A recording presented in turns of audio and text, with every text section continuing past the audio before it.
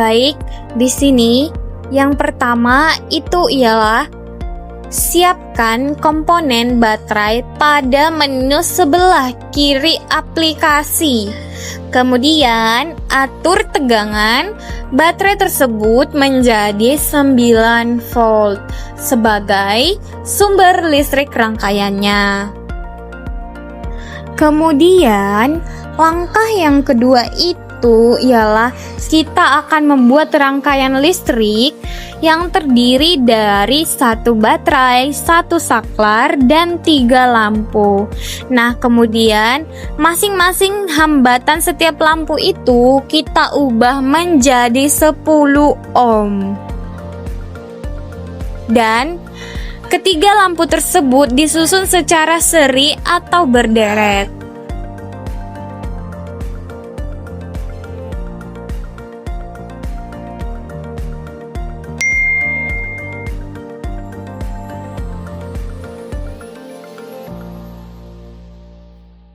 Nah, selanjutnya nyalakan saklar untuk mengaktifkan rangkaian.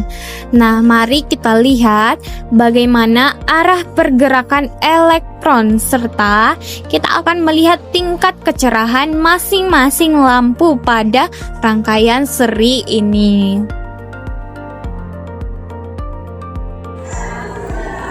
Kemudian gunakan amperemeter untuk mengukur besar kuat arus listrik di 3 titik berbeda. Nah, yang pertama itu ialah antara baterai dan lampu yang pertama, lampu 1, kemudian pada antara lampu 1 dan lampu 2, kemudian lampu 3. Nah, langkah yang terakhir itu ialah lepaskan salah satu kabel yang sudah kita hubungkan antar lampu pada rangkaian ini. Nah, setelah itu kita amati perubahan atau dampak yang terjadi pada rangkaian ini. Contohnya, kondisi pada lampu ini dan aliran arus listrik ini. Baik, untuk mencari hambatan pengganti di rangkaian seri bisa menggunakan rumus yaitu RS sama dengan R1 ditambah R2 ditambah R3. Nah, R1-nya ini bisa didapatkan dari hambatan yang ada di lampu. Nah, kalau di padnya itu bisa dengan menghidupkan palu West namanya yang ada di pojok kanan atas. Langsung ketahuan itu nanti berapa hambatan tiap lampunya. Nah, di sini terlihat itu hambatan tiap lampunya yaitu 10 ohm. 10. Jadi kita tinggal tambahkan saja R1-nya itu sama dengan 10. Terus ditambah R2-nya juga sama 10, R3-nya juga sama 10. Jadi totalnya itu RS sama dengan 30 ohm. Seperti itu.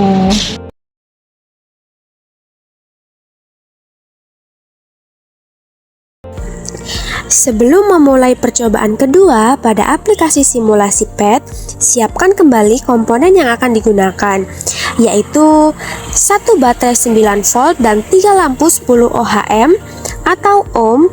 Pastikan semua komponen tersedia pada menu simulasi dan dapat digunakan dengan baik.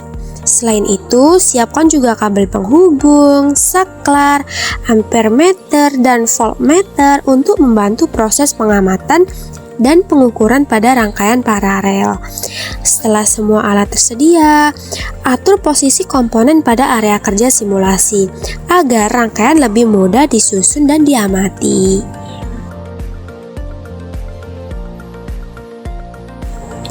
Selanjutnya yaitu hubungkan ketiga lampu secara bercabang ke baterai. Tambahkan satu saklar utama untuk menghubungkan dan memutus arus listrik.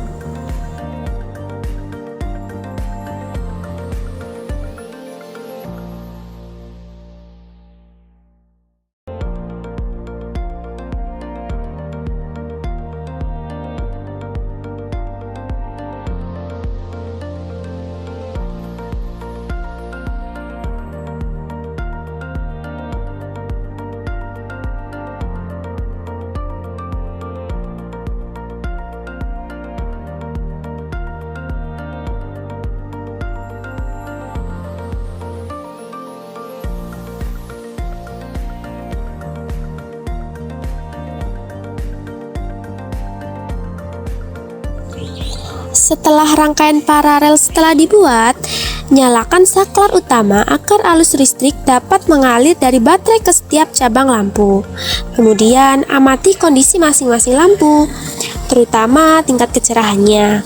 Perhatikan apakah semua lampu menyala dengan terang atau terdapat perbedaan. Selain itu, amati juga arah atau pergerakan elektron dalam rangkaian, terutama bagian arus listrik terbagi menuju setiap cabang lampu. Yang keempat, gunakan amperemeter untuk mengukur kuat arus listrik pada rangkaian. Pengukuran pertama dilakukan pada arus total di dekat baterai yang disebut arus total. Setelah itu, ukur kuat arus pada masing-masing cabang lampu, yaitu arus 1 pada lampu pertama, arus 2 pada lampu kedua, dan arus 3 pada lampu ketiga. Semua hasil pengukuran dicatat dengan teliti agar dapat dibandingkan antara arus total dan arus setiap cabang.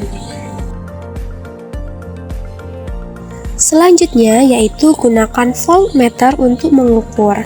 Yang pertama yaitu tegangan total baterai, dan yang kedua yaitu tegangan pada setiap cabang lampu.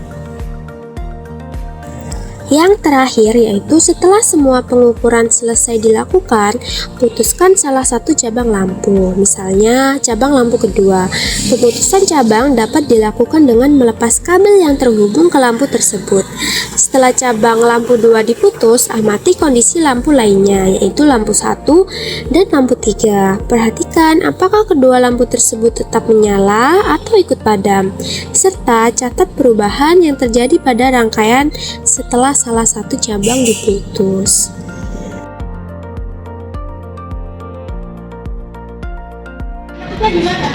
Cara mencari hambatan pengganti yang paralel. Bisa menggunakan rumus 1 per R total sama dengan 1 per RT ditambah 1 per RT ditambah 1 per RT. Nah, R1-nya ini didapatkan dari hambatan yang ada di lampu. Nah, kalau di pad itu bisa dengan menghitung values atau menghidupkan values yang ada di bagian pojok kanan atas, langsung ketahuan berapa hambatan tiap lampunya. Nah, di sini terlihat hambatan tiap lampunya yaitu 10 ohm. Jadi R1-nya yaitu 10. Nah, jadi seperti ini, 1 per 10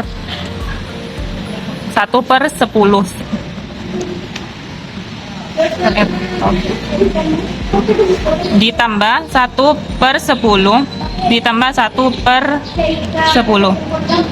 Hasilnya tinggal dijumlahkan saja, 3 per 10. Ini hasilnya ya. Untuk mencari R totalnya itu tinggal ini dibalik saja. Jadi seperti ini, R total sama dengan 10 per 3. Kalau dirubah ke bentuk desimal, ini sama dengan 3,33 seperti ini.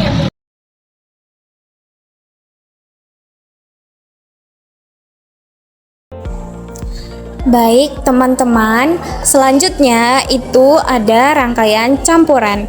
Nah, yang pertama itu siapkan 1 buah baterai dan 4 buah lampu. Nah, masing-masing dari 4 lampu ini dinamai dengan L1, L2, L3, dan L4. Nah, dipastikan itu semua bahannya dapat bekerja dengan benar. Lalu susun lampu yang sudah dinamai L1 dan L2 secara seri. Nah, kemudian hubungkan kedua lampu dalam satu jalur arus yang sama. Setelah itu, buat rangkaian paralel dengan menghubungkan kelompok seri yang sudah dibuat tadi yang bernama L1 dan L2 sejajar dengan lampu yang sudah dinamai dengan L3. Nah, terakhir itu rangkaian gabungan yang sudah disusun seri itu dengan rangkaian gabungan yang sudah disusun seri digabungkan kembali dengan lampu L4 sehingga menjadi satu rangkaian lengkap.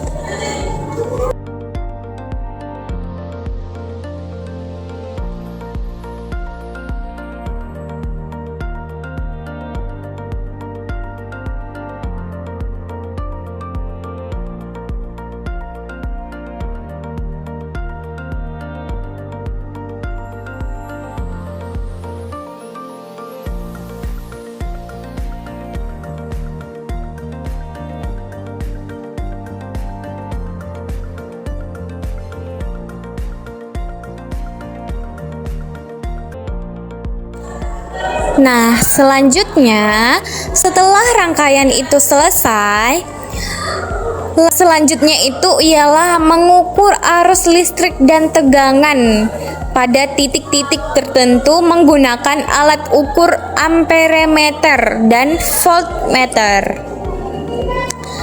Nah, pengukuran ini agar kita mengetahui bagaimana aliran listrik tersebut mengalir pada setiap bagian rangkaian.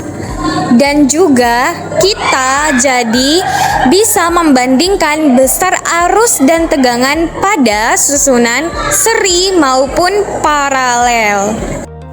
Selanjutnya teman-teman, yaitu yang pertama itu kita harus memutus sambungan pada lampu yang dinamai L1 terlebih dahulu. Nah, kemudian sambungkan kembali. Setelah itu lihat perubahan apa yang terjadi pada lampu tersebut.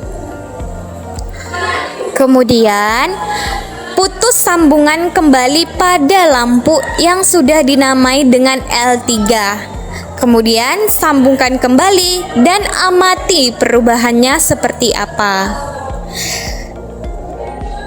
Dan juga yang terakhir yaitu putus sambungan pada lampu yang sudah dinamai dengan L4 dan kembali perhatikan pengaruhnya terhadap seluruh rangkaian. Nah, dari sini kita dapat mengetahui pengaruh setiap lampu terhadap kerja rangkaian.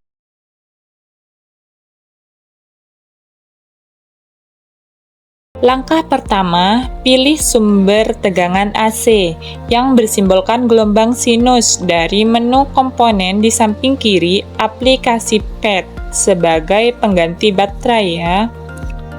Lalu, tambahkan kabel-kabel penghubung dan hubungkan dengan satu lampu.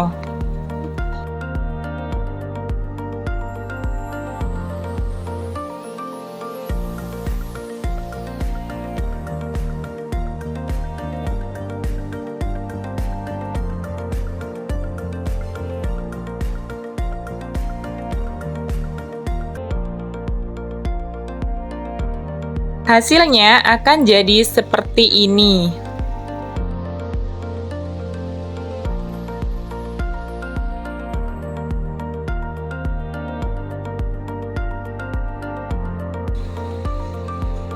Langkah selanjutnya, buat jalur jalan pintas dengan menghubungkan sebuah kabel langsung dari ujung sumber AC1 ke ujung sumber AC lainnya tanpa melewati lampu. Jadi, bentuknya paralel terhadap lampu tapi tanpa hambatan.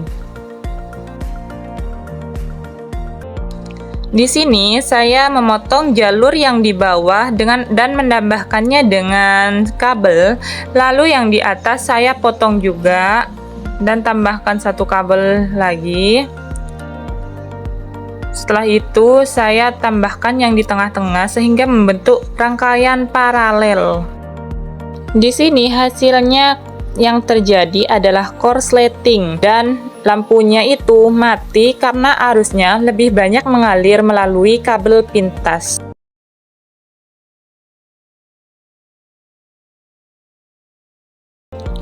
Baik, langkah yang pertama, gunakan komponen dari menu yang ada di samping kiri aplikasi pad. Di sini yang saya gunakan ada baterai DC.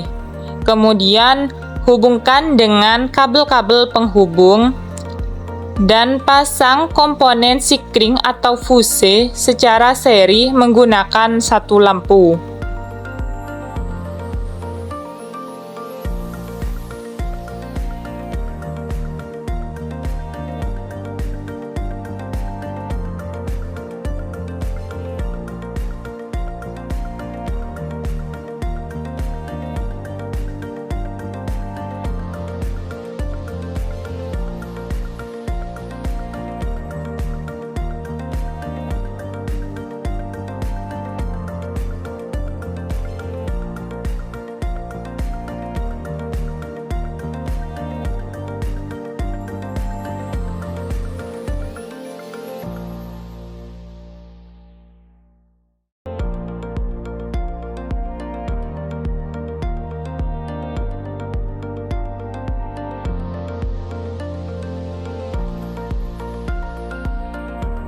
Langkah selanjutnya, saya menaikkan tegangan baterainya secara perlahan-lahan hingga arusnya melewati batas.